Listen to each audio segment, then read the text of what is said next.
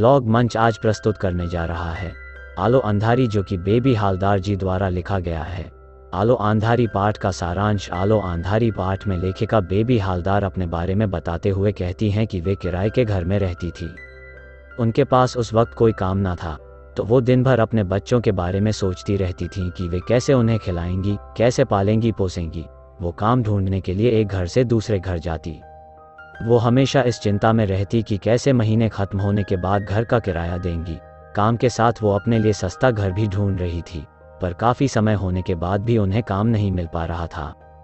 क्योंकि लेखक अपने बच्चों के साथ अकेली रहती थीं, इस कारण सभी उनसे उनके पति के बारे में अनेक सवाल किया करते थे, जिस कारण उन्हें उन लोगों के पास खड़े होने की बिल्कुल भी इच्छा नहीं होती। तो वो उसी समय अपने बच्चों को लेकर काम की तलाश में निकल पड़ती।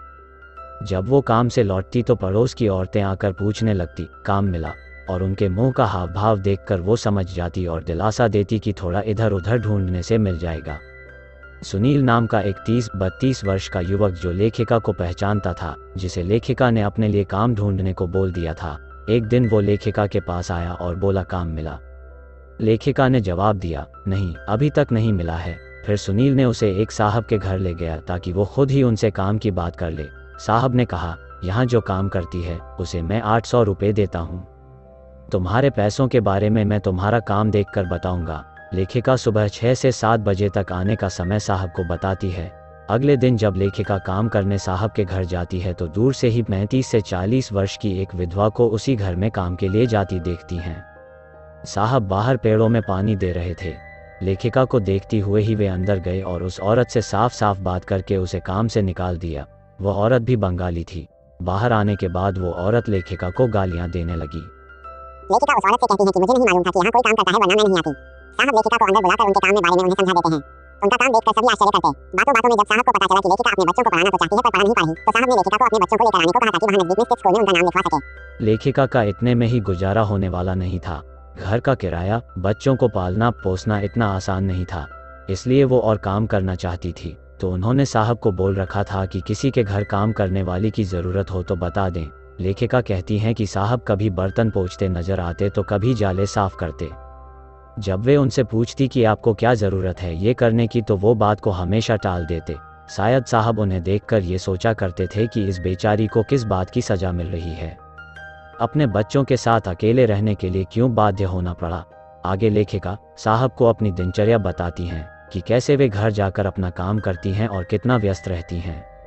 साहब उनके परेशानी को समझते हुए उसकी सहायता करने की इच्छा जाहिर करते हैं और कहते हैं कि तुम मुझे अपना बाप, भाई, माँ, बंधु सब कुछ मान सकती हो, कोई भी बात मुझे निसंकोच बता सकती हो। एक रोज साहब तातुश लेखिका से उनके पढ़ाई लिखाई के बारे में पूछने लगे तो वे जवाब देती हैं कि 6ठी 7वीं तक पढ़ी हैं। साहब उन्हें अपने पुस्तक को पढ़ने की आज्ञा दे देते हैं।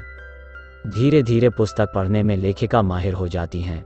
एक रोज तातुश उन्हें एक पेन और कॉपी देकर उनसे खाली समय में उसमें उसके जीवन की पुरानी बातें याद करके लिखने को कहते हैं। धीरे धीरे रोज वो उसमें लिखने लग जाती हैं। चूंकि लेखिका अकेली अपने बच्चों के साथ रहती थी तो लोग उसके साथ अक्सर छेड़छाड़ किया करते थे, पर तातुश के घर इतना प्यार मिलता था कि वो सारी परेशानियां भूल जाती थीं। एक दिन लेखिका जब घर में बैठी थी तभी मकान मालिक का बड़ा बेटा आकर उसके घर के दरवाजे पर बैठ गया और ऐसी बातें करने लगा कि उसको शर्म आने लगी। ना ही वो अब बाहर जा पा रही थी, ना ही उसे जाने को कह पा रही थी। अब वो इस घर को भी छोड़ने का सोचने लगी, पर अचानक एक दिन घर तोड़कर सारा सामान फेंक दिया गया, जिससे वो सोचने लगी कि अब अचानक से अपने बच्चों को लेकर कहाँ जाऊं।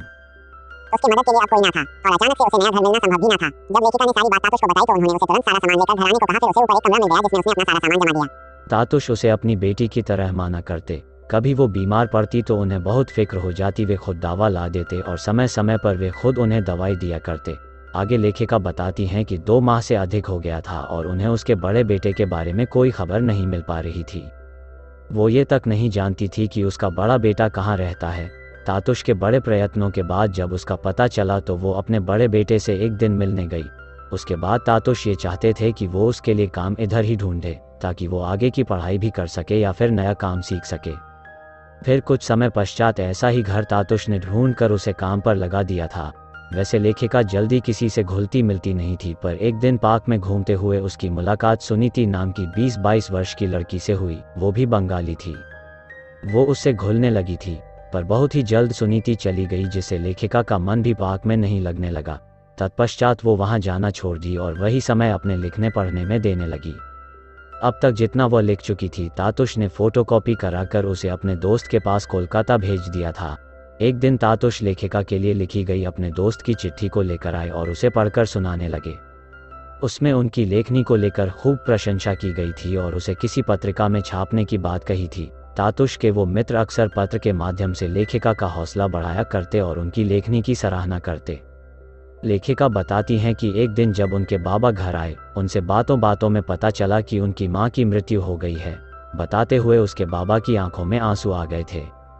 बाबा घर जाते वक्त बिल्कुल निश्चिंत होकर गए, क्योंकि वे जान चुके थे कि इस घर जैसी इज्जत उसे और कहीं नहीं मिल सकती। इसके बाद वे अक्सर लेखिका को फ़ोन कर उनसे उनका हालचाल पूछा करते और उनकी लेखनी के बारे में भी जानना चाहते। लेखिका आगे बताती हैं कि वो पहले यह सोचा करती थीं कि अपनी सहेलियों से दूर वे नहीं रह पाएंगी, पर एक वक्त ऐसा आता है कि वो अपने बच्चों की पढ़ाई, लिखाई तथा काम में इतना मगन हो जाती हैं कि उन्हें आभास होता है कि वो कितनी गलत थीं।